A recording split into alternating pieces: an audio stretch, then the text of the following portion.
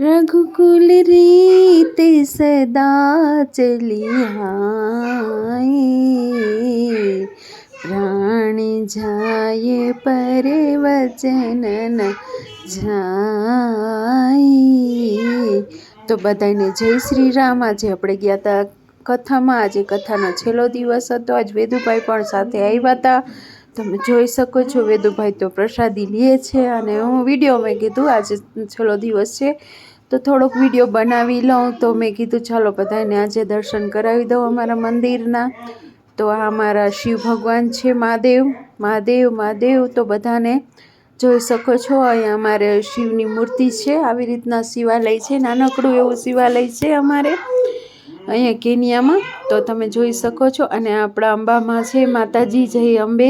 તો અંબામાના પણ દર્શન કરી શકો તમે, જ્યોતના દર્શન કરી શકો છો, જોઈ શકો તમે।